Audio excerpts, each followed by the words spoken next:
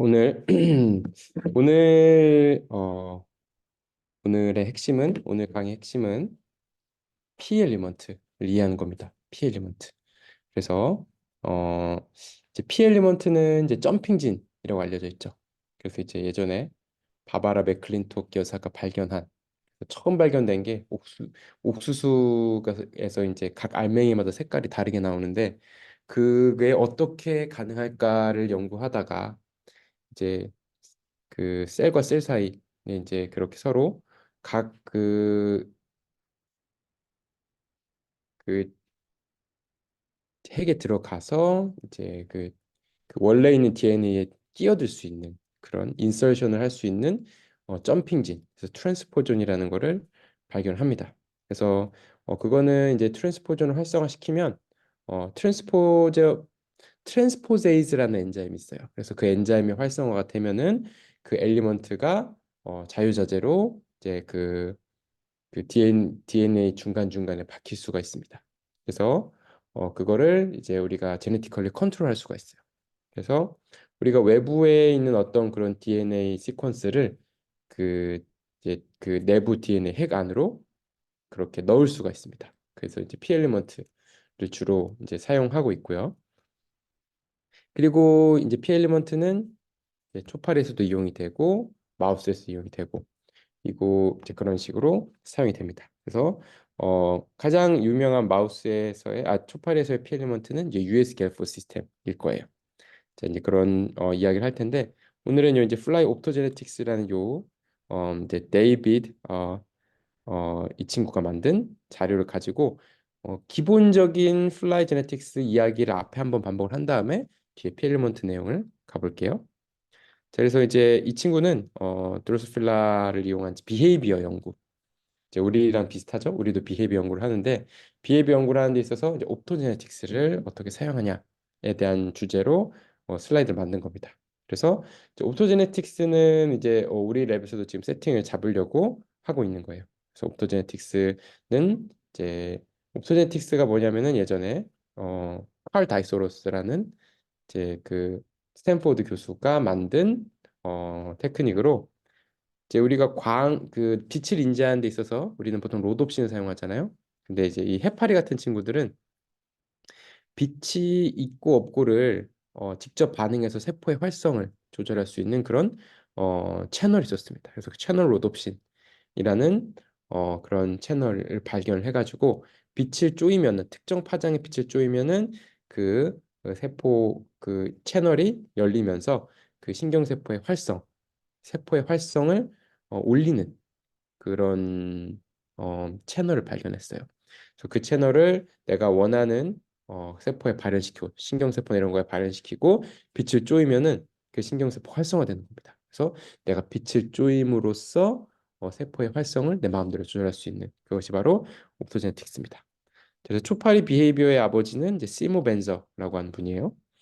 그래서 이제 시모 벤저는 이제 초파리 서케이디안 리듬 을 포함해서 다양한 이제 초파리를 이용한 그런 뉴로제네틱스 그리고 초파리를 이용한 행동 실험 모든 이런 것들을 거의 뭐 혼자 만들었다시피 한 분입니다. 그래서 뭐 sense of sight, hearing, taste, smell, gravity, time 그러니까 이렇게 초파리의 그 신경계가 어떻게 이제 보고 듣고 이제 맛보고 냄새 맡고 그리고 시간을 인지하는지 이런 것들을 처음으로 연구하신 분이에요. 그래서 칼테긴 교수님인데 이제 저의 이제 학문적인 스승님이시죠. 저는 이분의 어 이제 손자 정도 되는 이제 그런 학문적인 그런 관계에 있고 이분의 마지막 학문적 아들을 이제 제가 이제 아는 분인데 이제 이제 플로리다에 계시는 플로리다 정확히 어느 대학인지 잘 모르겠는데 어 이제 빌 자란 교수님 계세요. 윌리엄 자란 교수님 계시는데 이제 중국계 미국인인데 어 그 그분이 이 시모벤저 연구실에 마지막으로 이제 포스닥으로 있는데 어 포스닥 있을 중에 시모벤저 교수님이 돌아가셨어요. 그래서 이제 시모벤저 교수님이 마지막으로 자기에게 그 돌아가기 전에 남 그 랩미팅을 했는데 어 그때 마지막으로 남긴 말이 너의 프로젝트는 불시시다. 라는 말을 마지막으로 남기셨다는 어, 한국에 오셨을 때 얘기를 들었어요. 그래서 좀 깊은 인연이 있으셨구나. 너의 프로젝트는 이제 뭔가 잘못됐다라는 말씀을 남기시고 돌아가셨다는. 그러니까 이제 그 빌자 교수님이 이 칼텍에서 이제 시모벤지 교수님의 마지막 포스닥이었던 거죠. 빌자 교수님이 지금 플로리다 대학교 아마 정확히 어딘지 모르겠네. 거기서 이제 계속 연구를 하고 계시고 저와도 이제 계속 이제 인터랙션 하고 계십니다. 그래서 저번에 한국 오셨을 때도 장 2023년 여름이었을 거예요. 그때도 가서 또 대전에서도 뵙고 어쨌든 그랬습니다. 자, 그래서 시모 벤저 교수님이 이제 그 비헤이비어에 대한 연구를 많이 하셨고 그래서 mutant behavior identified Benzer and others 해가지고 locomotion, stress, circadian rhythm, sexual behavior, visual 그리고 nerve and muscle abnormality 이런 다양한 그런 뮤턴트, 비헤이비어 뮤턴트를 시모 벤저 교수님과 그리고 관련된 연구실에서 많이 찾았어요. 그래서 제가 속한 부분은 이 로코모션 그리고 스트레스도 당연히 속하죠. 서케린리도 당연히 속하고 섹슈얼 비헤비어도 속하고 전 비주얼 쪽은 그래도 많이 스터디 안 했습니다. 그래도 이쪽도 많이 연구를 하고 계시고요. 그리고 이제 그 여기서는 서케린 리듬에 속한 그런 슬립 리서치 그리고 여기서는 이제 많이 연구는 안 돼 있었는데 이후에 많이 연구가 된 피딩 그리고 푸드 초이스 그렇게 어 이제 그런 식으로 연구 확장이 되는 거고 다양한 그런 뮤턴트들을 찾으셨어요. 그래서 가장 유명한 것이 바로 피리어드. 그래서 서키딘 리듬 관련된 트랜스크립션 팩터 피리어드 유전자를 이제 찾으셨습니다. 그래서 시모 벤즈 교수님이 노벨상을 못 하셨어요. 왜냐하면은 돌아가셨기 때문에. 그래서 서키딘 리듬 뮤턴트도 시모 벤즈 교수님 제일 처음 찾은 건데 어, 이후에 이제 그 연구를 계속하신 이제 마이클 워시바시, 마이클 영 그리고 한 분 성함도 갑자기 생각 안 나네요. 그렇게 받으셨고 시모 벤즈 교수님 돌아가셔서 노벨상을 못 하셨습니다. 자, 그래서 이제 비헤이비어 이제 내추럴 비헤이비어 그 초파리가 어 하는 비헤이비어들이 여러 가지가 있어요. 그래서 러닝 앤 메모리, 피딩, 플라잉, 워킹, 섹슈얼 비헤이비어, 서킷 리듬, 슬립, 어그레션, 그루밍, 드링킹. 그래서 이제 이렇게 저는 이런 비헤이비어를 그냥 뭉뚱그려서 innate behavior라고 합니다. innate behavior. 그래서 innate behavior는 무슨 소리냐면은 innate 그러니까 본능적 행동이라는 거예요. 그러니까 우리가 어 사람으로 치면은 이제 좀 고상한 행동, 고상한 사고는 이제 신피질, 네오콜텍스에서 담당을 하는 걸로 보통 생각을 하는데 본능적인 행동은 하이포탈라머스에서 조절이 많이 됩니다. 그래서 기본적으로 먹는 거, 자는 거, 그리고 사실 소셜 비헤이비어로 크게 묶는데 우리가 파리에서 연구하는 소셜 비헤이비어는 크게 두 가지예요. 어그레션 그리고 섹슈얼 비헤이비어. 파리와 파리가 만나면 보통은 둘 중에 하나의 작용이 일어나는데 이제 무시하지 않고 서로 뭔가 인볼브가 된다면 싸우든지 메이팅하든지 메일끼리 만나면 보통 싸우고 메일과 피메일이 만나면 보통 메이팅이 일어납니다. 그래서 그것이 또 하나의 소셜 비헤이비어가 되는 거고요. 기본적으로 간단한 레벨에서 소셜 비헤이비어는 인네이트 비헤이비어로 분류를 하고 있어요. 그래서 어쨌든 초파리만이 지금 상태에서는 이 그룹, 이 군중의 그 패턴을 볼 수가 있습니다. 소셜 패턴. 그래서 이제 마우스가 이제 보통 이제 그룹이라 군중이라고 하면은 그룹 그이라고 하면은 어떤 60마리 이상의 집단을 보통을 얘기를 하거든요. 뭐 60에서 100마리 이상. 근데 이제 마우스를 60에서 100마리 이상을 한 번에 그들의 소셜 비헤이비어를 실험하는 거는 현재는 그런 세팅이 이제 잘 어렵고 그리고 변수가 너무 많아요. 그런 메모리나 이런 고등동물을 통해서 소셜 비헤이비어를 보면 변수가 너무 많고 각각의 개성이 너무 많기 때문에 이제 초파리를 통한 이제 그룹 이제 소셜 비헤이비어 그래서 집단의 그런 영향 같은 것이 지금 어느 정도 좀 연구가 좀 되고 있습니다. 그래서 저희도 그게 이제 관심이 있는 거고요. 그리고 하나의 지노타입이라고 해도 어제 또 얘기했다시피 같은 와일드 타입 플라이라고 해도 그 베리언스가 커요. 특히나 이런 그 행동 같은 거에 있어서 그래서 제가 어제 얘기했다시피 슬립 랭스를 봐도 잠을 적게 자는 친구가 있고 잠을 많이 자는 친구가 있고 그게 이제 표준 분포국수로 나타납니다. 중간이 제일 많고 좌우가 적고 피딩도 마찬가지고요. 슬립도 마찬가지고 이제 그런 피노타입을 이제 우리가 보통은 표준 분포 곡선을 따르는 그런 피노타입이라고 얘기를 하는데 그렇지 않은 것도 있어요. 하지만은 그런 것들은 그 안에서 어떤 우리가 모르는 그런 유전적 요인이 또 있는 거죠. 같은 지노타입이라고 해도 이제 그런 것들은 이제 이런 innate behavior에서는 그런 식으로 보통은 영향이 있습니다. 그래서 같은 Y 타입이라고 해도 조금 더 똑똑한 친구들이 있고 조금 더 약간의 그런 과제 푸는데 어려움을 느끼는 그런 친구들이 있고요. 이 모든 게 거의 비슷한 그런 식으로 작용을 합니다. 어 그래서 섹슈얼 비헤이비어도 왕성하게 하는 친구가 있고 조금 관심 없는 친구가 있고 또 근데 서케디안 리듬이 상당히 예외적이에요. 서케디안 리듬은 초파리 적어도 초파리 안에서는 상당히 스테이블합니다. 상당히 스테이블. 그래서 이게 예외가 거의 없이 잘 지켜지고 있는. 그래서 이건 어떻게 보면은 되게 독특한 비헤이비어라고 생각을 했어요. 어그레션도 좀 더 어그레시브한 친구가 있고 같은 와이 타입이라도 좀 덜 어그레시브한 친구가 있고 이렇습니다. 피딩도 역시 피딩, 드링킹, 러닝 멤버 이런 걸 다 그런 식으로 작용을 하는 거예요. 이제 그래서 이거를 이제 우리가 퀀티터티브 트레이트라고 보통 얘기를 하는데, 그러니까 한두 가지의 유전자에 의한 이 조절되는 그런 트레이트가 아니라 조금 더 다양한 영향을 받는 트레이트라고 해서 퀀티터티브 트레이트라고 또 얘기를 하기도 합니다. 자, 그래서 이제 이렇게 있고요. 요거는 이제 처음에 얘기를 했죠. 초파리의 한 살이. 이거는 25도씨에서의 그럼 타임라인입니다. 그래서 엠브리오로 있다가 1년기, 2년기, 3년기 라바 그리고 퓨파 기간이 좀 길죠. 그리고 어덜트가 되는 보통 25도씨에서 열흘 정도 걸리고 이 이제 온도에 따라서 달라요. 그래서 이제 초파리 행동 실험 해보시면 알겠지만은 온도에 매우 민감합니다. 네, 초파리는 변온 동물이잖아요. 이제 액토덤 이라고 하는데 변온동물의 경우에는 이 외부 온도에 따라서 내부의 메타볼리즘이 어, 영향을 많이 받기 때문에 모든 그 사이클이 온도에 따라 달라져요. 그래서 이제 온도가 높아질수록 메타볼리즘이 올라가고 온도가 낮으면 그게 떨어지고 그래서 이제 temperature preference behavior도 상당히 민감하게 잘 되어 있습니다. 그러니까 지금은 그걸 하는 연구실이 많이 없긴 한데 그 초파리가 선호하는 온도가 있어요. 24에서 25도 사이를 선호하는데 이 길이가 한 1m 넘는 이 철판에 온도 그레디언트를 만들어 놓고 이제 초파리를 뿌립니다.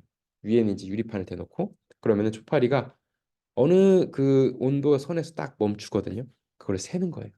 그래서 이제 temperature preference behavior라고 있는데 2008년에 홍성태 교수님 지금은 충남대 의대에 계시는 홍성태 교수님이 그걸 내초 논문을 쓰셨죠.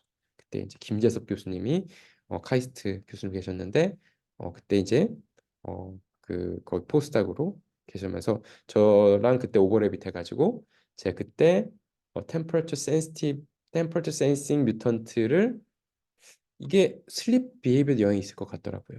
왜냐하면은 어 이제 보통 밤에 템퍼러처를 올리면은 깨요. 그렇습니다. 근데 그 뮤턴트들은 템퍼러처 올리면은 깨지 않았어요. 두 가지 가능성을 봤는데 템퍼러처 센싱이 안 되는 걸 수도 있지만 관련해서 슬립 자체 영향이 있을 수도 있거든요. 그런 가능성을 봐가지고 그 뮤턴트를 받아서 제가 확인을 해봤고 그래서 처음 논문을 제가 쓸 수가 있었죠. 이게 참 아이러니합니다. 제가 그때 4년 정도 미리 하던 그런 프로젝트에 있었는데 그것이 지지부진하고 있는 와중에 그런 식으로 홍성태 교수님께 라인을 그대로 받았다가 이제 뮤턴트였어요. 히스타민 관련 뮤턴트였는데 히스타민은 우리가 항히스타민제 먹으면 졸리잖아요. 그게 이제 초파리에서도 비슷하게 나타나더라고요. 메커니즘은 조금 다르지만은 그래서 그거 관련해서 논문을 썼던 기억이 있습니다. 어쨌든 그렇고요. 이건 암수구별. 이건 한번 봐보셔서 아시죠? 이 페니스로 구별하는 겁니다. 그리고 바디 사이즈가 피메일이 더 크고요. 보통 피메일이 스타베이션도 더 오래 견뎌요. 몸에 있는 이런 그 에너지 저장 양도 좀 많고 그렇습니다. 그래서 이런 식으로 있고 섹스콤 앞다리에 있는 섹스콤을 보통 섹스콤은 주의 깊게 볼 일이 잘 없긴 하지만 실제로 확실히 다릅니다. 그래서 이건 메이팅할 때 이제 잡는 용도로 쓰이는 거고요. 그리고 크로모솜 이렇게 이제 어, X 2번, 3번, 4번으로 이제 표시를 하는데 실제로 보면 이렇게 생겼습니다. 2번, 3번, 2번이 이렇게 생기는 거고 3번이 이렇게 X가 이렇게 4번이 이렇게 지금 이게 모여 있는 거예요. 이거를 좀 분리를 해보면 이런 식으로 그릴 수가 있다는 거고요. 그래서 요거를 이제 1번부터 104번까지 이렇게 X 2번, 3번, 4번으로 쪼갠 매핑이 있죠. 자, 그래서 이제 이 그 용어 자, 용어에 대해서는 이제 한 번만 더 짚어드리면은 gene, allele, 호모자이got, 헤테로자이got. 호모자이것은 두 개 얼리렐이 이제 같을 경우, 헤테로자이것은 어 다를 경우. 그렇죠? gene, allele. 그래서 gene이라고 하는 거는 이제 사실 이건 제일 처음에 생물과 들어온 배우는 개념이긴 해서 넘어가긴 하겠습니다. 얼리를 개념이 중요해요. 얼리를이 그러니까 그 특정 위치에 있는 특정 트레이트를 결정하는 그러한 진을 이제 얼리이라고 합니다. 그래서 alternate form of gene이라고 해서 상동 염색체에 그 같은 트레이트를 결정해 준 자가 있는데 보통 이게 같은 경우는 호모자이고스고 다른 경우는 헤테로자이고스라고 표현하고요. 그 위치는 이제 로사이라고 해요. 로사이. 그래서 dominant recessive. 그래서 원 카피만 있어도 피노타입이 나오면 도미넌트라고 하고요. 투 카피가 다 있어야지만이 피노타입이 나오면 recessive라고 합니다. 그래서 피노타입은 이제 그 지노타입이 표현형으로 나오는 거. 그래서 예를 들어 우리 마커들 보면은 투 카피가 있어야지만 피노타입이 나오는 예를 들어 에보니는 두 개가 있어야지 검은색으로 바디 컬러가 변한 피노타입 나오는 거고 지노타입, 피노타입. 그래서 피노타입은 표현적으로 나오는 거. 그리고 지노타입은 이제 그것의 실제로 얼리를 컴포지션 얘기하는 게 지노타입과 피노타입입니다. 그래서 일반 생물학에서 이제 강의를 하는 건데 한 번만 짚고 넘어가 보고요.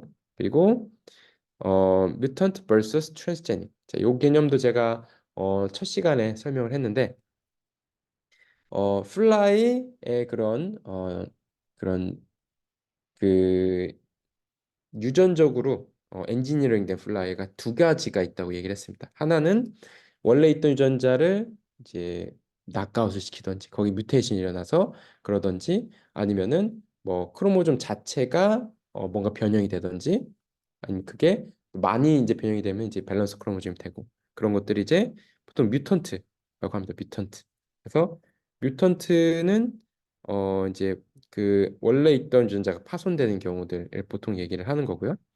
이제 트랜스제닉은 기본적으로 외부의 유전자가 박혀 들어옴으로써 어떤 피노타입을 내는 거예요. 그러니까 지금까지 얘기한 건 뮤턴트들만 얘기했습니다. 그래서 각 마커들 이제 각 마커들은 예를 들어 컬리라는 마커를 보면은 날개에 그런 그 구부러지지 않게 쫙 펴지게 하는 그런 피노타입을 결정하는 그런 기능을 하는 그런 진이 어떤 위치에 있는 겁니다. 그게 2번 크로모점이 있는 거고 그게 그쪽 그 얼리러 2번 크로모점에 있는 그건데 그게 뮤테이션이 일어나면은 날개가 이렇게 이제 꼬이는 약간 굽어지는 피노타입이 나타나고 그것이 이제 지노타입, 피노타입 나타나는 거고요. 그래서 그걸 뮤턴트. 그래서 각각의 마커들은 다 뮤턴트들이에요. 근데 도미넌트 마커와 레세시브 마커가 있다고 했잖아요. 예를 들어 컬리 이거는 날개 굽어지는 도미넌트 마커예요. 한 카피가 있어야 피노타입이 나타나는데 에보니 같은 거 그거는 두 카피가 있어야지 피노타입이 나타나는 겁니다. 보통 이제 레세시브 마커는 잘 쓰지 않아요. 왜냐면은 둘 다 있어야지만 마커 보이는 거잖아요. 불편하죠.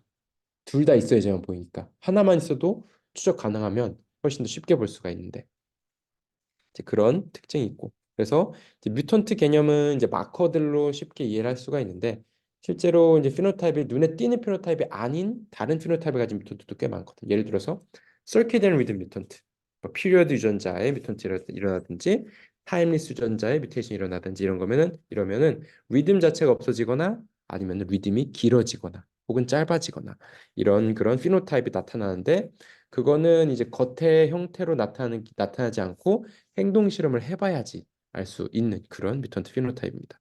그리고 또 유명한 게 사이클릭 AMP 뮤턴트도 있어요. 그건 뭐냐면 던스, 루타바가 이런 뮤턴트들이 있는데 이제 사이클릭 AMP 관련 시그널링 패스웨이가 러닝 앤 메모리 시그널링 패스웨이입니다.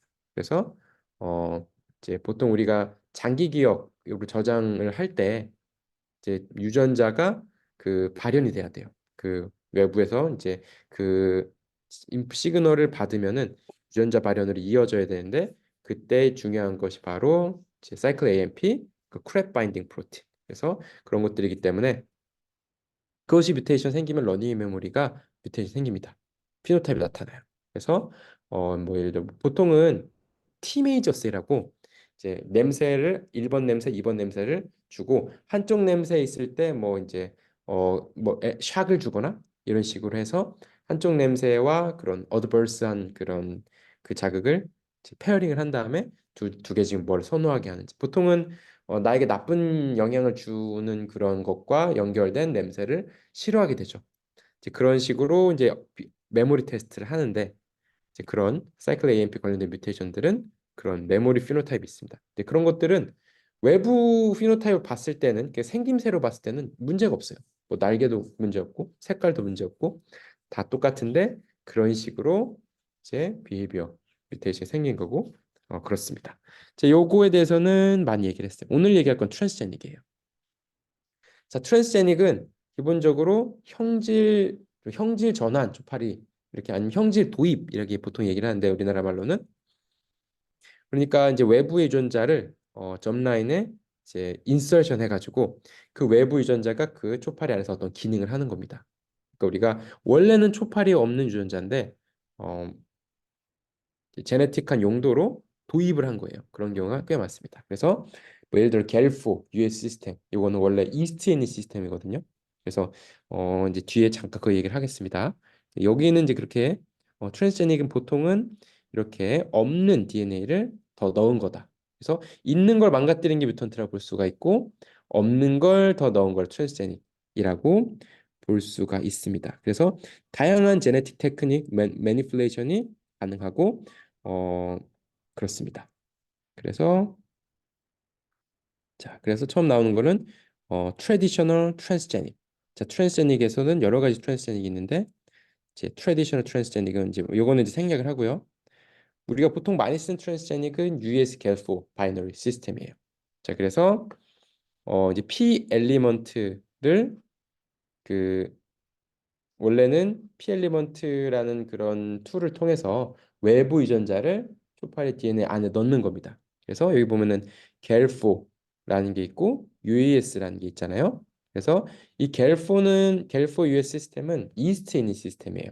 그래서 이제 겔4가 겔포 프로틴이 발현이 되면은 그 겔포 프로틴이 UES에 붙어가지고 겔4와 UES가 붙는 그 경우에만 그 뒤에 있는 그 이제 트랜스크립션이 일어나서 이 겔포 US가 인핸싱하는 그런 뒤에 유전자가 발현이 활성화되는 겁니다. 특이적으로. 그래서 겔포가 UAS, 이제 UAS는 DNA 시퀀스고 겔포는 이제 DNA 시퀀스 만들어진 프로틴이에요.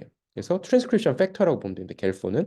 그래서 트랜스크립션 팩터인 겔포가 UAS라는 DNA 시퀀스에 붙어서 스페시파이에 붙어서 그 붙은 경우에만 이제 폴리머레이즈가 작동을 해가지고 트랜스크립션이 일어나는 특이적으로 스페시픽하게 일어나는 그런 시스템을 바로 US 겔포 시스템이라고 하고 이제 이건 이스트에 있는 거예요. 초파리는 없어요. 초파리에는 겔포 US라는 그런 이제 유전자 자체가 없는 겁니다. 근데 이거를 초파리에 도입을 해서 사용하는 거예요.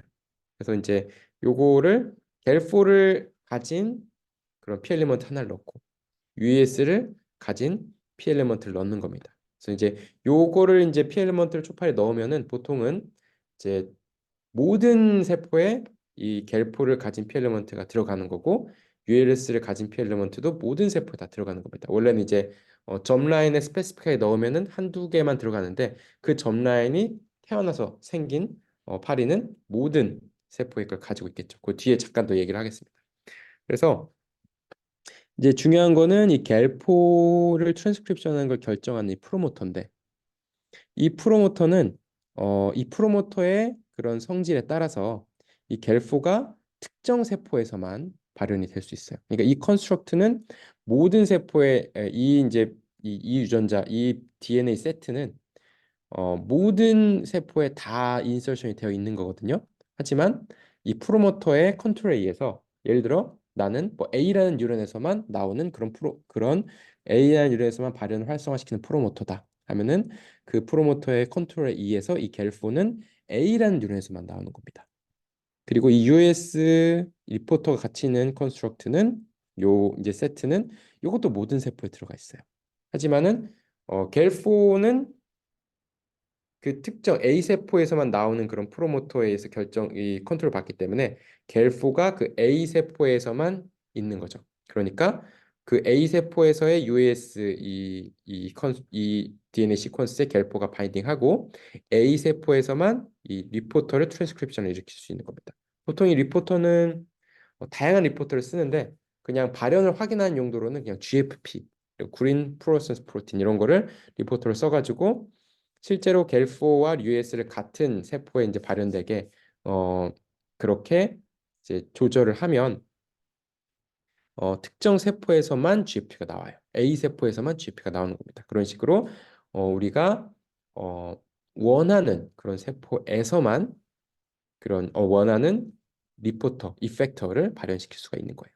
그래서 GFP가 가장 대표적인 그런 리포터인데 뭐 예를 들어 어떤 채널을 과반을 시키면 그 채널이 셀룰러 액티비티를 활성화시킬 수도 있고 불활성화시킬 수도 있겠죠. 그래서 그런 식으로 이제 그 셀의 그 보통 뉴런 셀인데 셀의 활성을 활성화시키기도 하고 억제시키기도 하고 그걸 스페시픽하게 조절할 수가 있고요.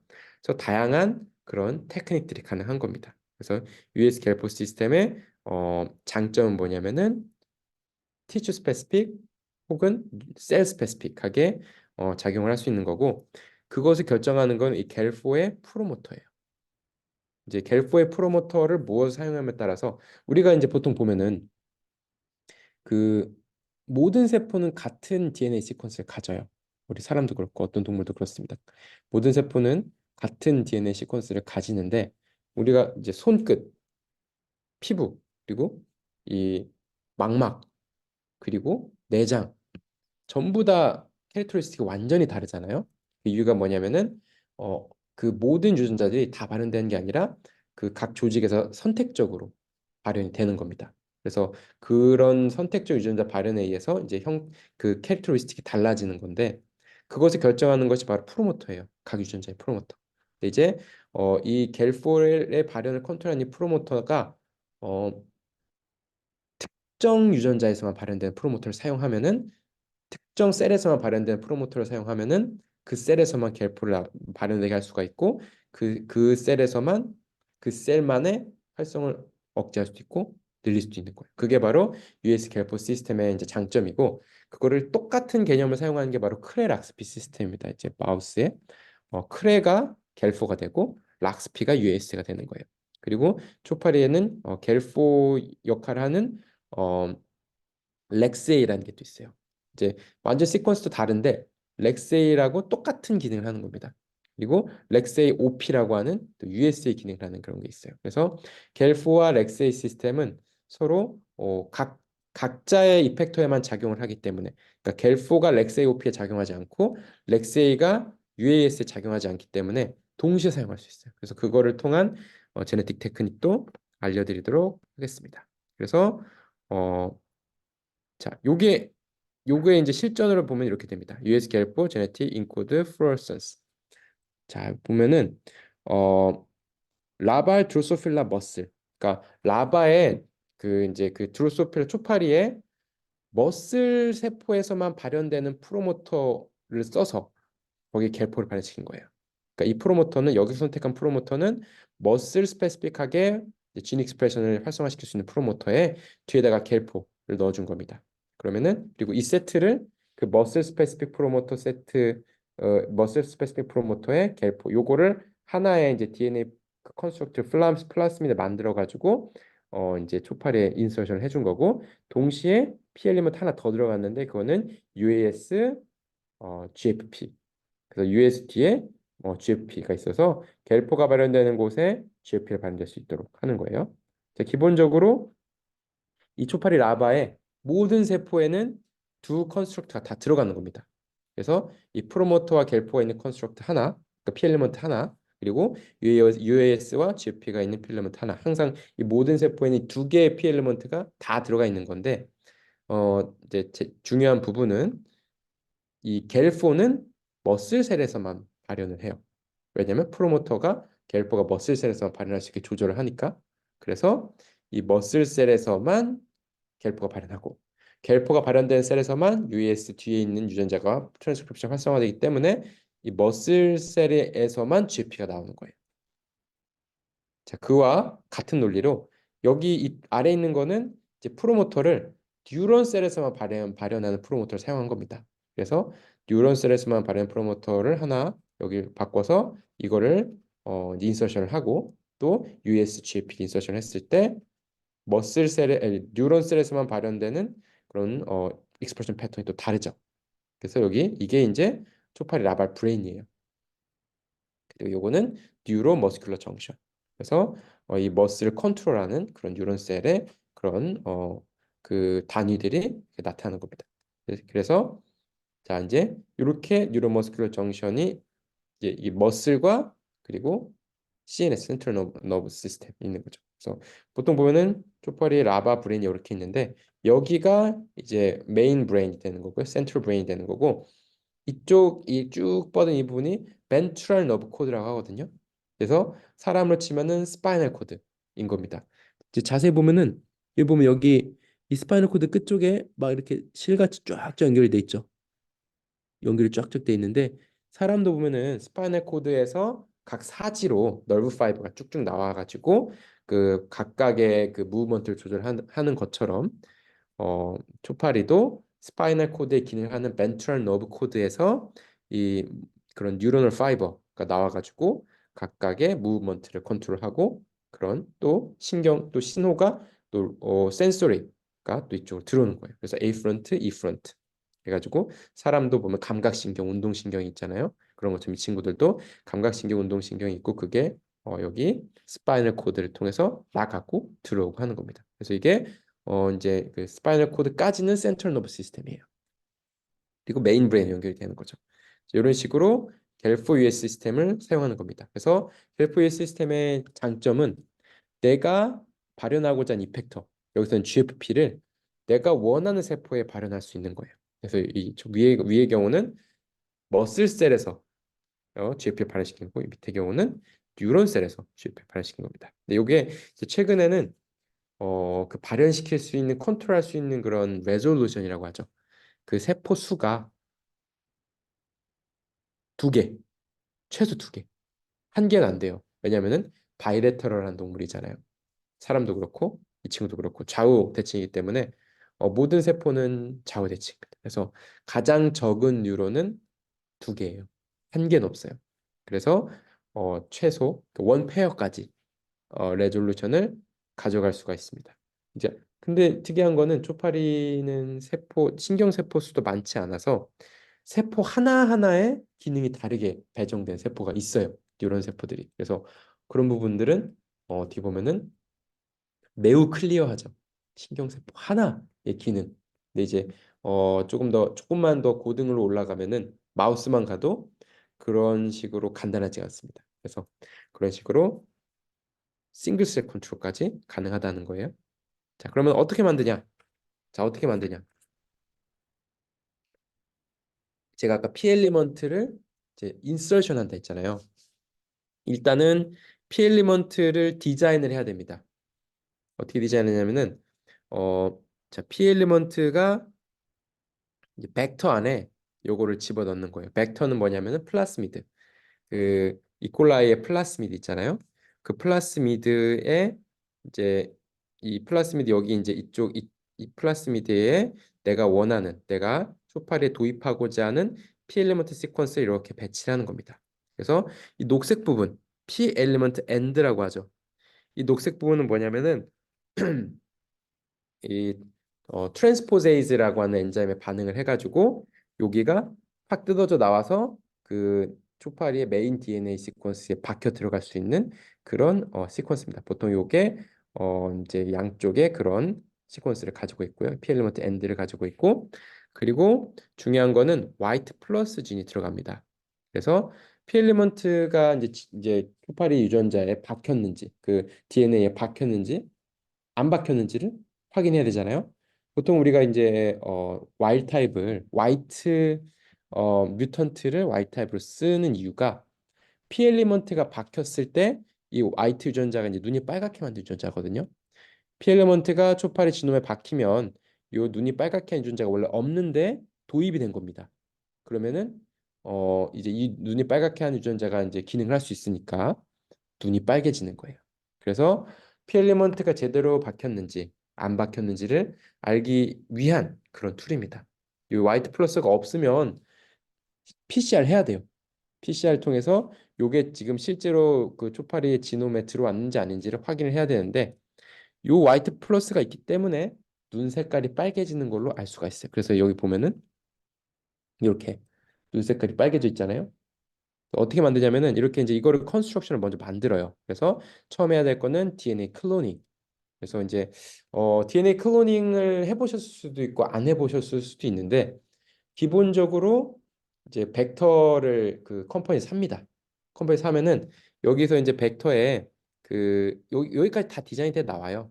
요게 이제 그 초파리에 쓰는 벡터가 나오고 우리가 넣는 거는 이 진 부분만 넣는 거예요.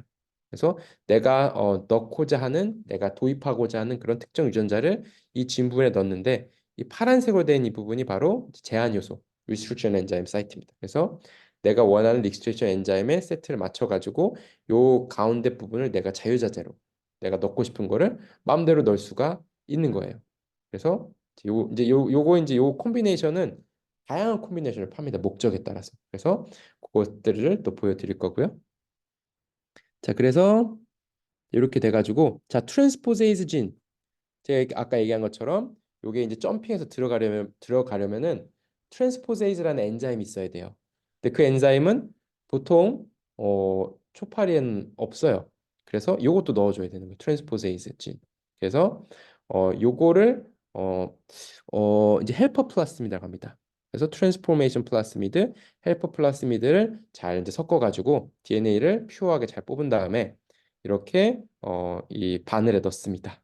그리고 초파리의 에그를 가져와서 초파리의 에그 와일드 타입 이제 눈이 이거는 YT1118 보통 사용하는 게 YT1118 초파리의 에그를 가져와 가지고 점란이 있는 자리에 이 DNA 믹스처를 찔러 넣어요. 찔러 넣어서 이 과정에서 약간의 전기 충격을 주는 경우도 있어요. 이거를 셀 안으로 잘 들어가게 하기 위해서. 근데 이제 정확히 어떤 식으로 전기 충격을 주는지는 제가 안 해봐서 모릅니다. 근데 이거는 우리가 직접 할 필요가 없는 게 우리 광주에 있는 KDRC라고 하는 그 센터에서 이거를 공짜로 해줍니다. 퍼블리케이션만 이름만 써주면. 그래서 이제 국가기관이에요 KDRC. 그리고 실제로 지금까지 하고 있는 연구도 좀 있어요. 그래서 이제 서울대학교 이원재 교수님은 이걸 아직도 자기 랩에서 직접 합니다. 그래서 어 그래서 우리가 이제 두 랩에 도움 받을 수 있는 거예요. 이원재 교수님 연구실을 도움 받을 수 있고 KDRC 도움 받을 수 있는데 이원재 교수님이랑 콜라보레이션을 많이 하기 때문에 관련해서 요거 부탁을 드릴 수도 있고 KDRC는 아주 정식으로 서비스를 합니다. 그래서 요거를 우리가 해야 될 일은 첫 번째는 요거 만드는 거. 내가 이제 무언가 새로운 파일을 만들고 싶다 하면은 이 플러스 일단 사요. 여긴 다 똑같아요. 근데 우리가 이 쥔 부분만 이제 제한 요소 이런 거를 통해서 이 우리가 이 넣고자 하는 진 부분을 이제 다른 곳에 PCR 해가지고 증폭을 한 다음에 제한 요소를 잘라서 이 안에 집어넣고 이게 딱 붙여가지고 요거를 만든 다음에 요거를 이제 잘 뽑아서 이제 KDRC에 보내주면은 그 사람들이 찔러줍니다. 그럼 이렇게 만들어가지고 이렇게 되면은 여기 이제 DNA 플라스미드를 주입을 하면 어떤 점셀은 들어가고 어떤 점셀은 안 들어갈 거 아니에요. 다 들어가는 게 아닐 거잖아요. 그래서 이제 이렇게 그래가지고 자 이렇게 해가지고 어 이렇게 찔러 놓은 다음에 이제 이렇게 어른이 됩니다. 이렇게 이 어른이 되면은 이 어른은 당연히 눈은 하얀색이에요. 하지만 이 점셀에 이 친구의 점셀에 피 엘리먼트가 들어간 게 있고 안 들어간 게 있겠죠. 그래서 이거를 이제 다른 눈이 하얀 초파리랑 크로스를 하면은 이 피 엘리먼트가 박힌 점셀을 받은 특정 F1들은 눈이 빨간색이 되는 겁니다. 이렇게 나오는 거예요. 그렇게 해서 이제 이렇게 F1을 봤을 때 눈이 빨간 게 나타나기 시작해요. 그게 바로 피 엘리먼트가 인설션된 파리입니다. 그러면 요 파리의 DNA의 어딘가에는 요 피 엘리먼트가 박힌 거예요. 그럼 여기서 변수가 있습니다. 변수. 이제 이거는 예전에는 이 변수에 우리가 이제 많이 영향을 받았어요. 이제 피 엘리먼트 인설션 될 때 어디에 박히는지 몰라요. 기본적으로 첫 번째는. 그러니까 다른 그런 특정한 툴을 사용하지 않으면 이게 랜덤하게 박히는 거거든요. 근데 제 생각에는 랜덤하게 박히는 건 아닌 것 같긴 해요. 이제 이것은 이제 에피제네틱스가 등장을 하는데 좀 콘덴스가 많이 된 부분에는 잘 안 들어가고 조금 더 루즈하게 이제 좀 크로모즘이 풀어진 부분에는 이 필름한테 잘 들어가는 것 같습니다. 그래서 핫스팟이 또 있더라고요. 어쨌든 그래서 이 박힌 위치를 확인을 해야 돼요. 왜냐면은 이게 박힘으로써 그 위치에 있는 유전자를 망가뜨릴 수도 있거든요.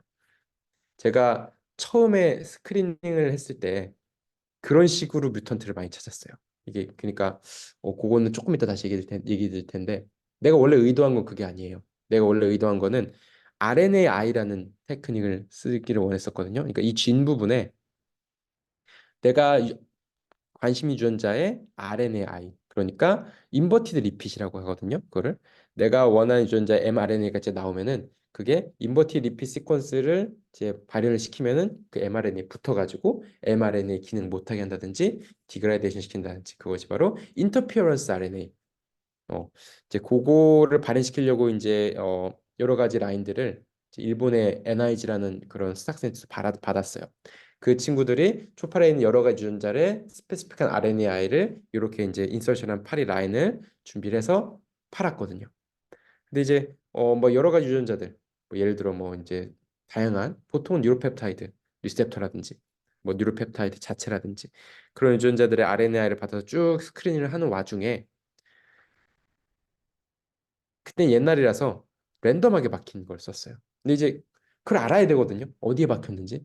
이게 그러니까 내가 이 관심 유전자가 있으면 이게 박히는 위치는 또 다른 겁니다. 이 관심 유전자는 이게 어디라도 박히면 발현이 되는 거고 어디든 박힐 수 있는 거예요, 이게. 그 위치가 보통은 어 그 기재가 돼요. 정확히 기재가 되지 않는 경우는 있는데 X 크로모점 2번, 3번 어디에 박혔다. 근데 이거를 저는 어쨌든 성격상 피엘리먼트를 받으면은 그것이 박힌 위치를 확인을 했거든요. 그 확인하는 방법이 있어요. 그래서 이 박힌 위치를 확인하는 방법은 이 피엘리먼트 옆에 좀 넓게 PCR 해가지고 이 양옆의 시퀀스를 보는 겁니다. 피엘리먼트 이렇게 있으면은 피엘리먼트 기점으로 PCR해서 이렇게 옆으로 봐서 이 양옆의 시퀀스를 볼 수 있잖아요. 그럼 이 양옆의 시퀀스로 이 피엘리먼트 박힌 위치를 정확하게 알 수가 있어요. 그거를 이제 같이 했어요. 대학교 1학년 때, 대학 1 1학년 때, 22살 때. 그래가지고 그거를 했는데 아니 박힌 위치가 막 제각각인 거예요. 근데 그 박힌 위치가 이상한 거예요. 왜냐면은 내가 보통은 인트론 이런 데 박히면은 아무런 영향이 없는데 특정 유전자의 엑손과 엑손 사이 혹은 엑손 한가운데 박힌 것들이 있는 거예요. 그래서 이게 박히면서 엑손을 찢어버리는. 그러면은 요거는 요 피엘리먼트가 박힘으로써 이 피엘리먼트 유전자를 발현시키면은 내가 A라는 진의 기능을 억제시킬 수가 있는데 이게 B라는 진에 박혀서 B라는 진의 뮤테이션이 된 거예요. 뮤턴트가 된 거예요.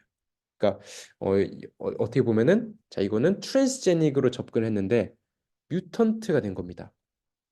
피엘리먼트가 박힘으로써 그 원래 있던 DNA를 부시는 효과를 가져온 거예요.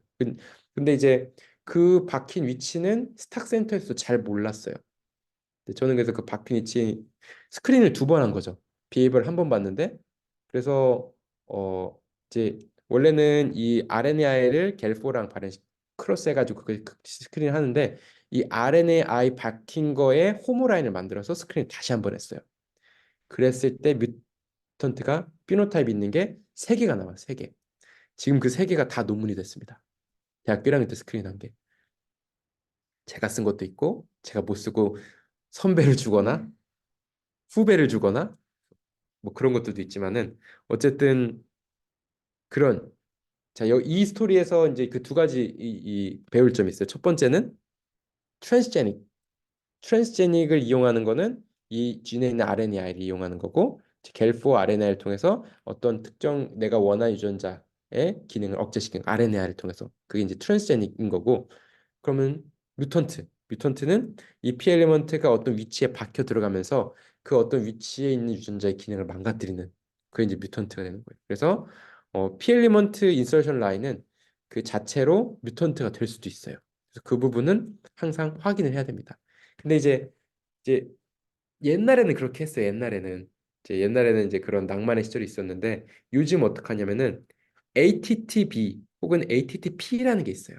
그래서 이 P 엘리먼트에 ATTB 혹은 ATP 인지 시퀀스를 넣습니다. 그러면은 이제 그 여기 그 Y 타입을 준비를 할 때 그 Y 타입에 ATTB, ATTP 위치가 있어요. 거기에만 들어갑니다. 그러니까 원래 P 엘리먼트는 랜덤하게 들어가는 게 보통의 이제 그 캐릭터리스틱인데 그 ATTP, ATTB 그거를 여기 P 엘리먼트 시퀀스에 넣어 줌으로써 들어간 위치는 정해져 있는 거예요. 그러니까 내가 이제 P 엘리먼트 넣으면은 항상 들어간 위치가 정확하게 정해져 있는 거예요. 그러니까 이 P 엘리먼트 들어가면서 어디 다른 유전자를 부실 걱정을 안 해도 되는 거죠. 이제 그러면서 이 그 뭐라고 하지? 해피코 인시던트가 발생돼 가지고 행복한 우연이 발생돼 가지고 어떤 뮤턴트를 찾을 가능성이 이제 없어져 버린 거죠. 이제는 그런 시절이 됐습니다. 이제 낭만의 시절에는 그런 일들이 생겼어요. 그러니까 이렇게 뭐라고 해야 되나? 조금 주먹구구이기도 하고. 이제 그 일본에서 NIG 사람들이 그걸 만들 때 알았지만 별 신경 안 쓴 거예요. 뭐 이제 그럴 수도 있지. 니들이 알아서 그거는 케어하고. 근데 RNA를 받자고 파리를 받았더니 뮤턴트를 준 거예요. 그러니까 그 원하지 않은 아무도 원하지 않은 거였는데 그거를 파악함으로써 논문이 세 개나 나왔습니다. 제 대학교 1학년 때 있었던 일이에요. 대학원 1학년 때. 그래서 어떻게 보면 이제 내가 원래 의도치 않은 부분에서 이런 이벤트들이 일어나는 겁니다. 그래서 우리가 어제 랩 미팅을 하다가도 보면은 왜 에탄올이 들어간 거 안 먹지? 왜 이렇게 안 먹지? 저번엔 어떨 때는 많이 먹고 어떨 때는 안 먹고 왜 그러지? 근데 이제 Y 타입 중에서도 이제 이렇게 그룹이 프레퍼런스가 완전히 다를 수가 있기 때문에 그거를 나눠서 서로 이제 극단적으로 좀 분리를 해가지고 진 익스프레션 차이를 보는 거. 그런 식으로 이제 원래 의도했던 바와 다르게 다른 방식으로 스토리가 나가는 경우가 많아요. 그런 게 또 어떻게 보면은 이제 연구의 매력이죠. 연구의 묘미입니다. 그래서 참 대학원 1학년 때 진짜 별로 아는 것도 없고 정말 뭐라고 하지? 무식하게 약간 이제 무대포 정신으로 막 실험했었는데 생각보다 재밌는 이벤트들이 많았어요. 그리고 또 하나는 이거는 이제 이 관련된 얘기는 아닌데 제가 서킷앤 리듬 하는 연구실 들어가서 처음으로 슬립 리서치를 했거든요. 근데 이제 그럼 랩에 있어서 랩에 그 이전까지 그런 서킷앤 리듬에 대한 액티비티 프로파일 데이터가 다 쌓여 있었어요. 근데 랩 사람들은 이전에는 그게 리드미컬한지 그리고 피리어드가 24시간이 지켜지는 이 두 가지만 케어를 했는데 제가 딱 랩에 들어가서는 저는 액티비티가 많이 적은지를 관심을 가지고 봐야 되는 거예요. 슬립이 늘어났다는 거는 액티비티가 적어졌다는 거고, 슬립이 줄어졌다는 건 액티비티가 올라가는 패턴이 나타나거든요. 그래서 한 달간 랩에서 미리 만들어놨던 액티비티 프로파일 다 봤습니다. 이제 아침에 딱 9시 와가지고 음, 점심 먹고 와서 또 밤 9시까지 한 달간. 왜냐하면은 그 전까지 랩에 쌓였던 데이터가 있잖아요. 풀 데이터. 그거를 다 받아서 진짜 한 달간 다 봤어요. 하루 한 달간 그것만 했습니다. 왜냐면은 그렇잖아요. 이전에서는 그렇게 이제 액티비티 어제 이제 그 랩미팅에서도 액티비티 프로파일 봤잖아요. 이제 이렇게 이제 그 모닝 픽이 있고 이브닝 픽이 있고 엔티시페이션 이렇게 이제 해가 이제 불이 켜지고 불이 꺼지고 여기 있는데 이제 이게 액티비티 올라가면 이쪽으로 우측 올라와요. 액티비티 떨어지면 땅바닥 탁 붙고. 근데 이제 원래 연구실에서는 초파리에서 슬립 연구를 안 했기 때문에 그 아무도 신경 안 썼어요. 그냥 이 리듬만 잘 지켜지는 것만 신경 썼지. 근데 저는 신경 써야 되잖아요. 그러니까 이전에 랩에 있던 거를 진짜 다 봤습니다. 그렇게 해서 진짜 한 달 동안 그거만 했어요. 딴 거 안 하고. 그래서 몇 개 건졌어요. 왜냐하면 그 안에 섞여 있잖아요. 근데 이제 그때 좀 더 똑똑했으면 어땠을까? 그리고 또 하나는 그때 교수님이 좀 그걸 아셨으면 어땠을까? 나는 몰라도 나는 모를 수도 있지만 근데 이제 그때는 아무도 모를 시기였기 때문에 저랑 교수님 둘 중에 한 명 알아야 되는데 이제 모르고 넘어간 게 꽤 많아요. 그래서 놓친 게 꽤 많은데 어쨌든 잡은 것도 꽤 많고 그래서 이제 그런 부분들도 이제 아쉬운 부분과 또 어쨌든 그런 부분이 있지만 어쨌든 그런 게 있습니다. 그래서 이거는 약간 좀 관련이 없는 얘기네요. 어쨌든 그래서 우리가 이제 무턴트와 트랜스제닉 이제 이해할 수가 있는 거죠. 그래서 피 엘리먼트가 인서션 되는 방식이 이렇게 되는 거고 우리가 새로운 피 엘리먼트를 만들려면은 이제 요 시퀀싱 요 컨스트럭트를 만들어서 이렇게까지 하는데 근데 문제는 뭐냐면은 KDRC를 논문에 미드러스로 넣어주면 요거부터 해줍니다. 요거부터 해줘요. 그러니까 내가 이렇게 해서 클로닝 하고 싶어요. 해서 이렇게 해서 만들어줘요. 만들어줘요. 그러니까 그렇게 해서 지금 계획하고 있는 게 좀 있어요. 예를 들어서 피아조 채널에 스페시파이 발현하는 피아조 채널이 발현하는 곳에서 겔포를 발현시키는 피아조 겔포라고 있습니다. 우리 랩에 있어요. 그게 발현하는 범위가 되게 브로드해요. 근데 이제 그거를 그 이제 PL 그 좀 여러 가지 제네틱 테크닉을 써가지고 그 발현 부분을 줄일 수가 있거든요. 예를 들어서 브레인에서만 피어 채널 발현, 혹은 벤트럴 로브 코드에서만 피어 채널 발현, 혹은 장에서만 피어 채널 발현, 섹슈얼 오건에서만 피어 채널 발현. 그런 이제 올간별로 이제 나눠가지고 제네틱 테크닉을 통해서 그렇게 해가지고 올간별로 나눈 다음에 각각의 비헤비어를 보는 게 어떨까? 그것도 이제 생각을 하고 있는데 관련해서 이제 이 클로닝을 이제 여러분이 하실 수도 있고 안 하실 수도 있지만은 랩에 들어와서 클로닝을 배워서 이제 내가 어떤 컨스트럭처를 마음대로 해보자 했을 때 한 달 안에 성공할 수도 있고 실패할 수도 있어요. 근데 두 달이 걸리고. 근데 이제 PI 입장에서는 어 이거를 학생에게 맡기기보다는 이 기관에 맡겨가지고 해주면 거기는 그것만 하시는 엑스퍼트가 개입되면 2주 안에 하거든요. 그러니까 어 이제 그래서 고민이 많습니다. 학생들에게 DNA 컨스트럭션 테크닉을 가르쳐야 할 것인가? 물론 배워야 돼요. 이걸 알아야 돼요. 왜냐하면 이걸 어떻게 제한 요소를 써가지고 어떻게 이제 내가 PCR을 해가지고 어떤 이 내가 원하는 진을 증폭을 시켜서 제한 요소를 잘라가지고 여기다 넣어가지고 제한 요소를 자를 때는 요거도 자르고 그 내가 PCR한 것도 자르고 동시에 자르잖아요. 잘라서 이제 넣어 라이게이션 시켜서 딱 붙여가지고 이제 막 이렇게 이제 LB 플레이트 깔아가지고 이제 이게 그 이게 콜로니가 뜨는지 안 뜨는지 보고 이게 해가지고 다시 LB 키워가지고 미니 프랩, 맥시 프랩 해가지고 다시 DNA 이제 프리피케이션 하고 그게 이제 우리가 랩에서 하는 전통적인 몰레큘러 바이올로지예요. 그 필요가 없어요. 이제 그걸 열심히 가르쳐서 잘하게 만들어도 엑스퍼트한테 맡기면 2주면 되기 때문에 그 고민이 많습니다. 그러면은 맡기는 게 효율적이잖아요. 학생을 가르치는 것보다는. 근데 학생들은 그 테크닉 어디선가 배워야 될 거 아니에요. 이제 그거를 알고는 있어야 되거든요. 어쨌든 이제 이 업계에서 일을 하면서 이제 그거를 이제 구체적으로 하진 않더라도 어떤 방식으로 일이 진행되는지는 알아야 되기 때문에 이제 그런 부분이 있어가지고 그 부분은 직접 클로닝은 안 해도 시퀀싱하고 그걸 확인하는 테크닉을 충분히 연습시켜가지고 그거를 백업할 수 있게 할 수 있지 않을까 생각을 하고 학생이 클로닝으로 시간을 쓰는 거를 원치는 않습니다. 왜냐하면 전문가가 있기 때문에 이제 그런 식으로 어, 하면 될 것 같아요. 그래서 제가 좀 특이한 부분은 제가 미국의 포스타에 가서 PCR을 한 번도 안 했어요. PCR 한 번도 안 했어요.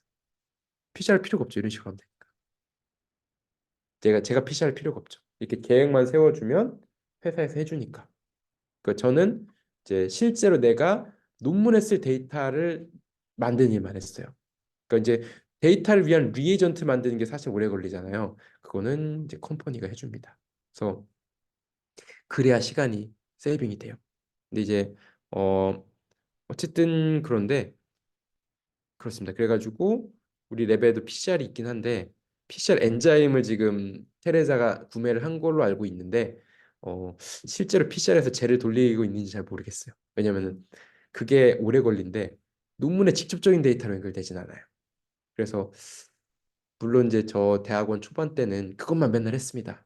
그것만 맨날 했어요. 이제 나 이거 만들어 봐야겠다. 이거 해보고 이제 그 자체로 테크닉을 배우는 거에도 되게 의미가 있고 또 잘하게 됐어요. 하다 보니까. 근데 그거가 직접적으로 논문에 도움이 되진 않았어요. 이제 테크닉을 늘었는데 직접적으로 논문에 도움이 되지 않았고 컴퍼니가 도와주면은 더 빨리 더 잘 된다는 점. 근데 이제 내가 이거를 배워야 되니까 이제 그런 부분에 지금도 고민이 있습니다. 어쨌든 항상 이 헛소리 하면서 시간이 많이 지체돼요. 그래서 이제 이펙터. 자, 이펙터가 있어요.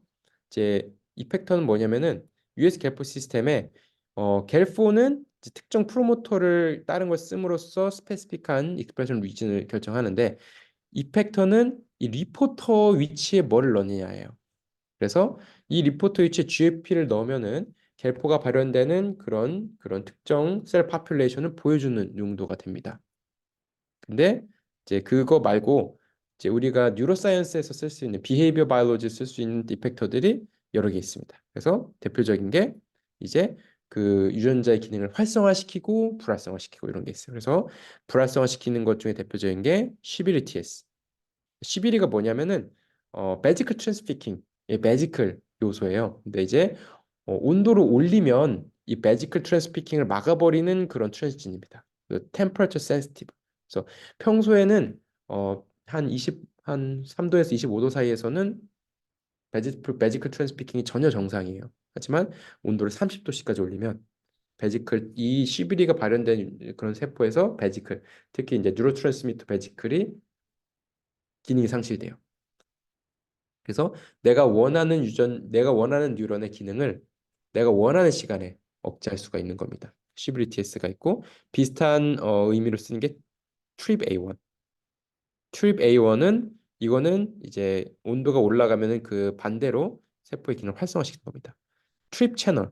그래서 이제 채널이 열리면서 거기서 이제 소디움이 들어오는 거거든요. 그래서 어 템퍼처 센시티브 채널이 열리면서 액티베이트 되는 그런 채널이고 고온에서 내가 원하는 그런 스페시피한 뉴런의 기능만 활성화시키는. 그러니까 위치, 스페이셜 템포럴 컨트롤이라고 하거든요. 그래서 내가 원하는 그런 셀 위치 그리고 내가 원하는 시간에 특정 뉴런의 활성을 내가 활성화시킬 수도 있고 억제할 수도 있는 거예요.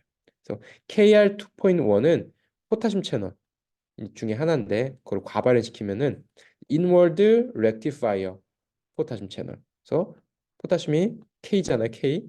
인월드 렉티파이어 포타슘 채널이고 이제 이거에 이제 과발현되면 포타슘 채널이 열리는 거니까 세포가 이제 하이퍼폴라라이션 됩니다. 불활성화 되는 거예요.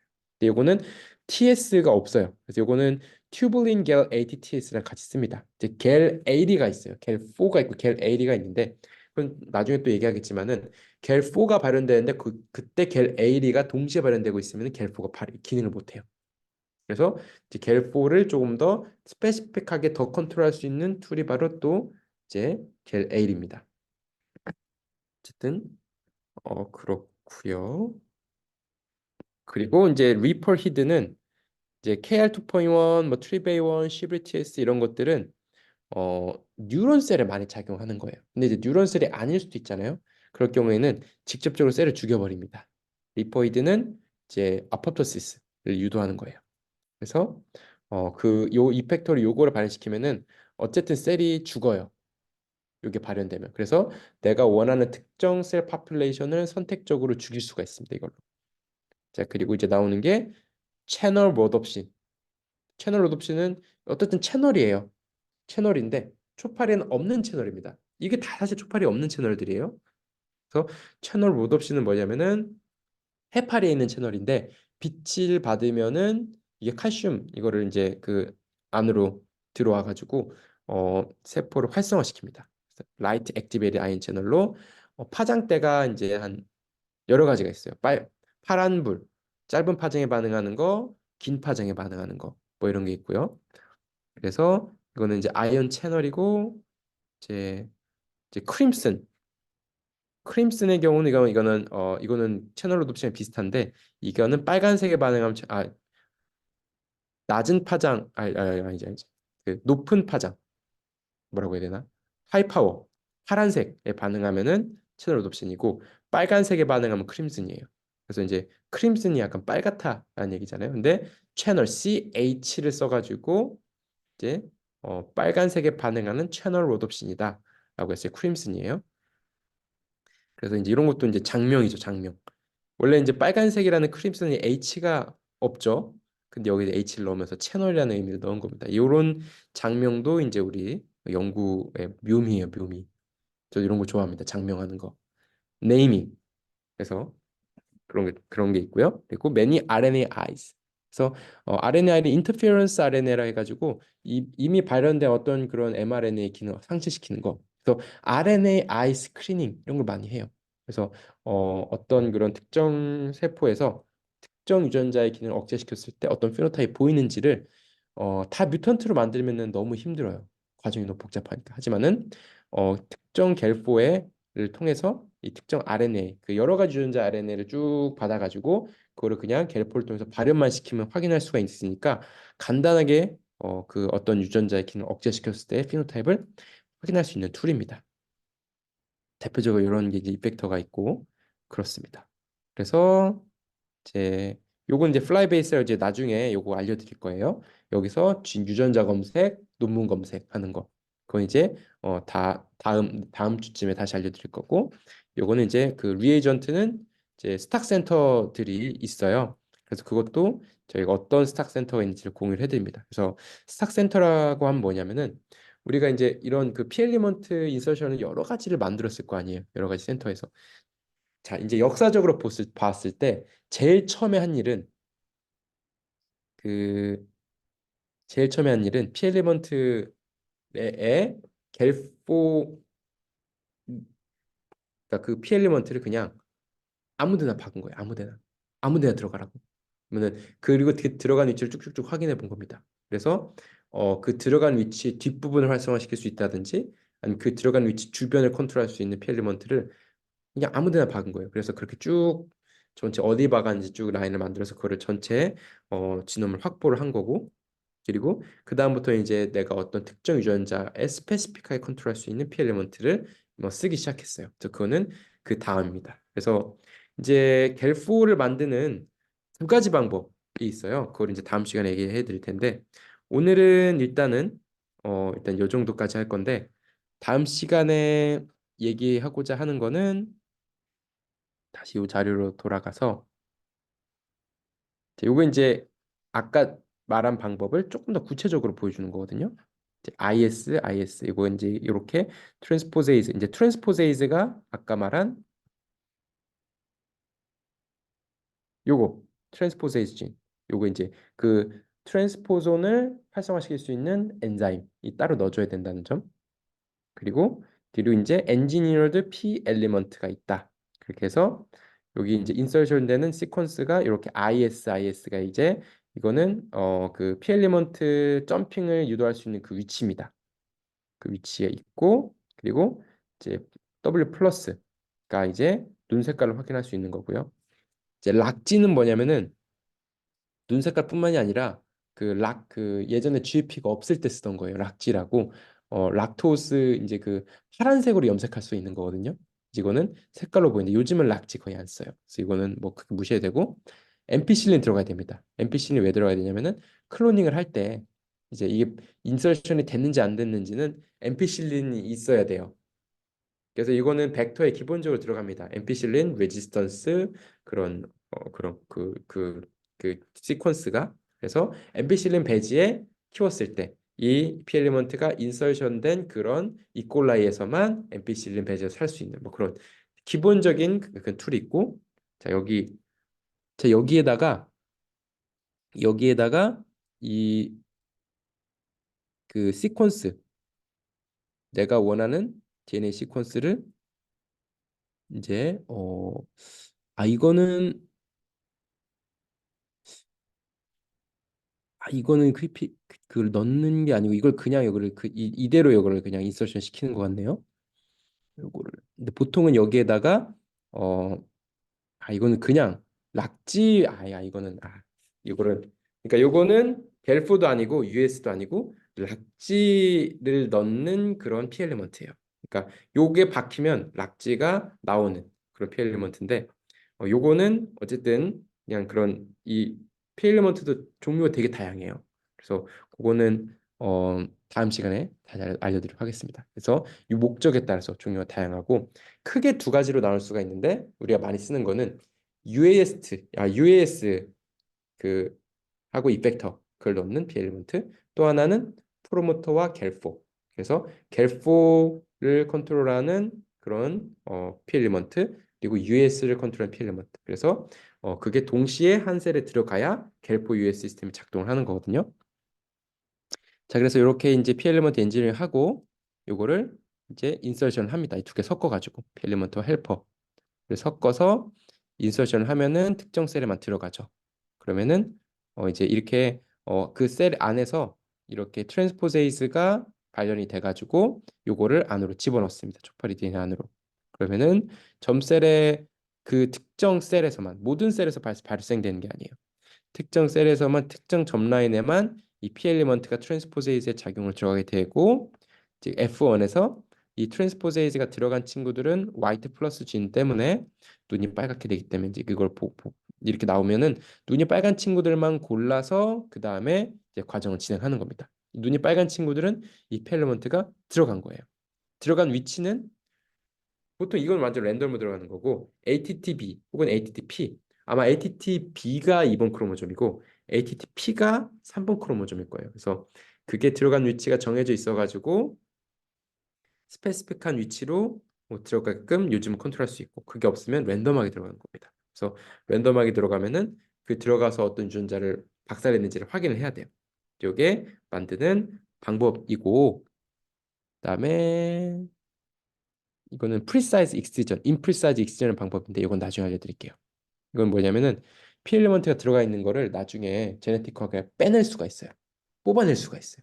트랜스포제이즈를 다시 써가지고 뽑아낼 수가 있는데 그 뽑아내는 과정에서 이게 이스트에 있는 그런 툴셋이다 보니까 부정확해요. 그래서 피 엘리먼트 이렇게 바뀐 거를 뽑아내는 과정에서 그 주변까지 같이 들고 나간 이유가 예외적으로 한 10에서 20% 정도 발생을 합니다.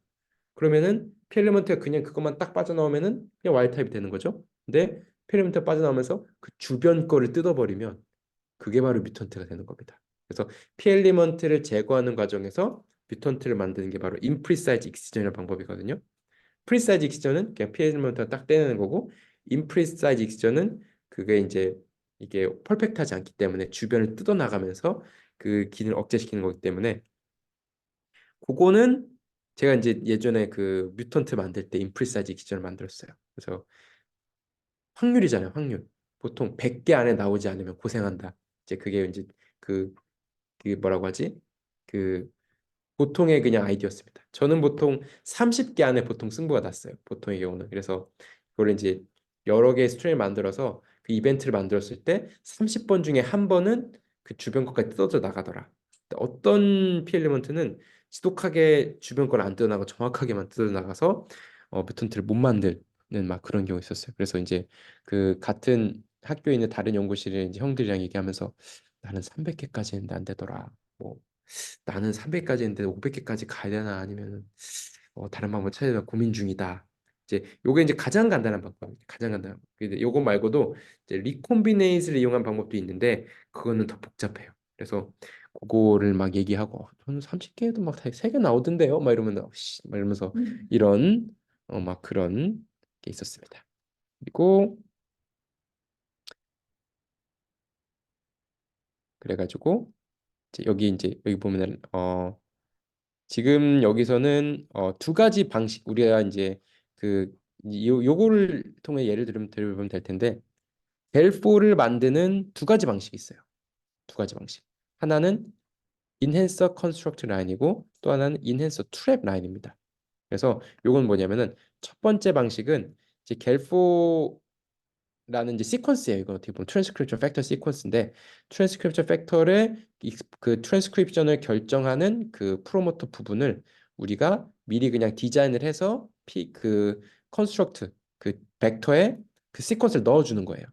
그럼 여기 우리가 여기는 액틴이라고 표시가 됐는데 우리가 발현시키고자 하는 그런 유전자 여기는 액틴 42A 라는 유전자의 유전자가 발현하는 그런 셀들의 겔포를 발현시키기 위해서 이렇게 만들었는데 우리가 그런 어떤 익스프레션 패턴을 보고자 하는 유전자의 프로모터.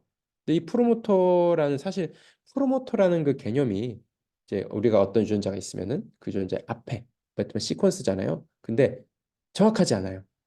길게 보면은 뭐 한 1kb 뭐 이렇게 볼 수 있고 짧게 보면 막 200 베이스 페어 이렇게 아니면 더 길게 보면 뭐 한 2kb까지 볼 수 있고 이거를 더 많이 넣을 수도 있고 조금 넣을 수도 있고 그거에 따라서 겔포 패턴이 달라져요.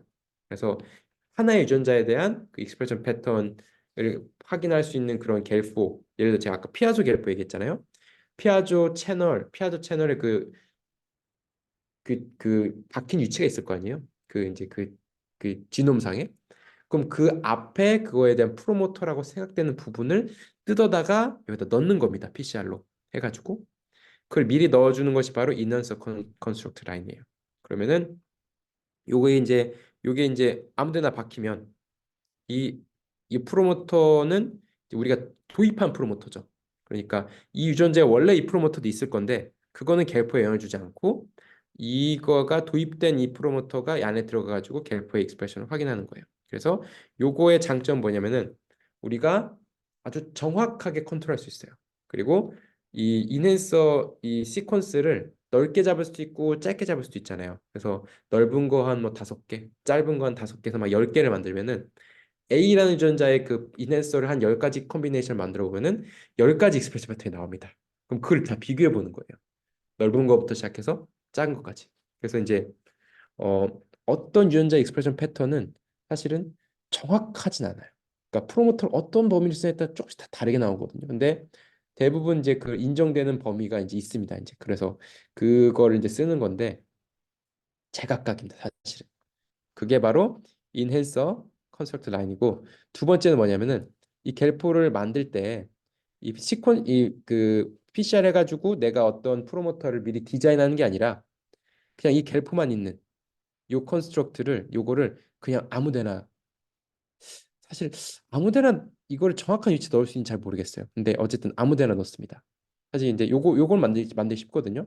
이거 가장 처음에 인핸서 트랩이 가장 먼저 나왔는데 요 겔포가 있고 요렇게 이제 이렇게 PLM을 들 수 있는 거를 어 아무 데나 넣어요. 그러면은 X 크로모점, 2번 크로모점, 3번 크로모점, 4번은 작으니까 여기저기 다 바뀔 거 아니에요. 그러면 그걸 하나씩 짝짝짝짝짝 해가지고 그게 예를 들어 어떤 인서션이 되면은 그 인서션의 위치에서 어떤 프로모터의 지배를 받을 거 아니에요. 그 위치에 따른. 그러면은 그게 이제 제각각이겠죠. 제각각. 위치가 보면 여기 액틴 42A라고 나오잖아요. 42A의 위치에 있는 액틴이 이제 그런 필리먼트인데 네, 액틴이 42 위치에 있는 액틴이라는 그 유전자인데 여기 보면은 A번은 33D에 박혔어요. 그러니까 42A라는 거에 위치에 있는 그 유전자가 이 액틴 42A인데 33D에 박혔으니까 아무 관계없는 위치에 박힌 겁니다. 근데 이 인핸서 컨스트럭트는 아무 관계없는 위치에 박혀도 상관없어요. 근데 요거는 이거를 이제 인셉션을 아무데나 했을 때 우연히 42A 위치에 박힌 거예요. 그랬을 때 이 액틴 2의 프로모터 영향을 받겠죠.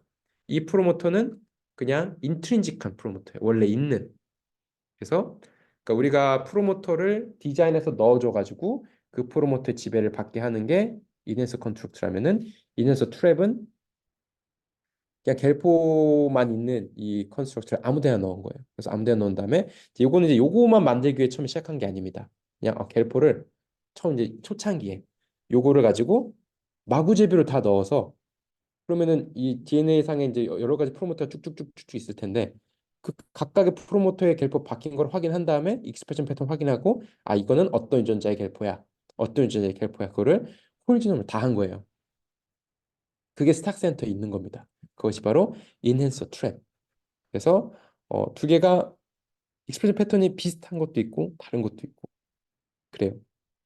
그래서 갤풀 만드는 두 가지 방법. 그래서 요거는 좀 더 전통적인 방법, 그리고 요거는 좀 더 우리가 컨트롤할 수 있는 방법.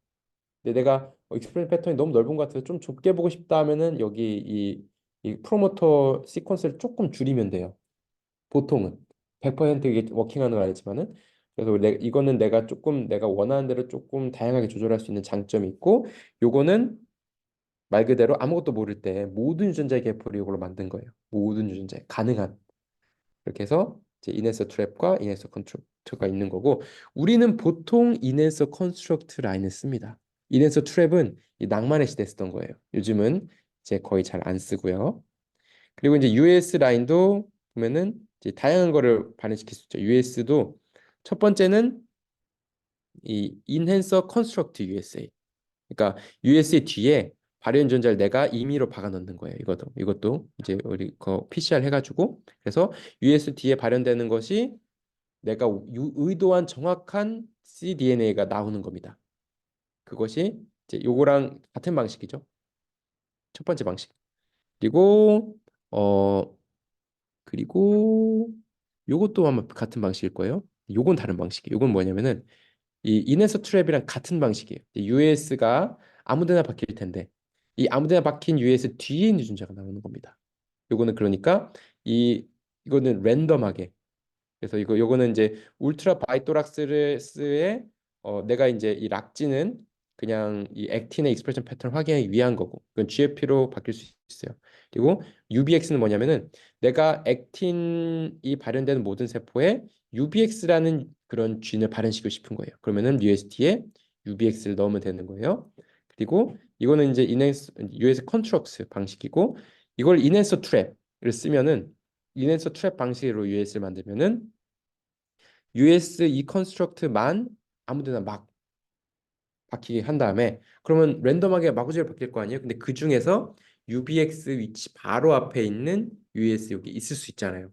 그러면은 요거를 쓰는 것이 바로 요거 또 다른 방법입니다. 그래서 이제 옛날에는 요거랑 요거를 주로 조합을 했어요. 그러니까 이제 갤포를 이제 내가 한 건 아니고 스탁 센터에서 선배들이 다 만들어서 다 가지고 있어요. 그러면 요거 달라고 하고 요거 달라고 하면은 내가 액틴 이덴서를 통해 나온 갤포로 US, UBX를 이제 익스프레션 시킬 수가 있는 건데 요즘에는 요거와 요거를 씁니다. 정확한 프로모터 시퀀스를 알고 또 정확한 이제 익스프레션 cDNA를 아는 방식으로 요거를 주로 써요. 왜냐면은 요거의 한계는 뭐냐면 제가 아까 얘기했잖아요. 모든 유치에 공평하게 들어가는 게 아니에요. 이 에피제네틱 영향을 받아서 이제 크로모솜이 컨덴스된 데는 들어가지를 못합니다. 그러니까 모든 유전자에 대한 갤퍼가 있는 게 아니고 모든 유전자에 대한 US가 있는 게 아니에요. 그렇기 때문에 이렇게 만들어야지 내가 좀 더 구체적으로 볼 수가 있었던 거고 예전에는 쉽잖아요. 내가 딱히 어떤 리서치 타겟이 있는 게 아니라 모든 유전자의 갤포를 만들고 모든 유전자를 위한 모든 진을 위한 US를 만들 수 있는 거니까 이것이 원래 스탁 센터에 원래 있었어요. 그래서 이렇게 다양한 방식이 있다. 자, 오늘 여기까지 하겠습니다. 어 그래서 이게 기본이에요. 그러니까 우리는 특정 뉴런에 발현되는 갤포 를 통해서 아까 말한 이펙터들 인액티베이션, 액티베이션 시킨 거 그거를 통해서 특정 뉴런의 기능을 활성화시키고 억제시킴을 따라서 비헤이비어 차이를 보는 게 기본적인 비헤이비어 실험의 논리적 구조입니다. 그러니까 툴적 구조. 그리고 그것에 이제 조금 더 현란한 제네틱 테크닉이 들어가는데 그거는 이제 다음 시간에 알려드리도록 하겠습니다. 그거는 오늘은 여기까지.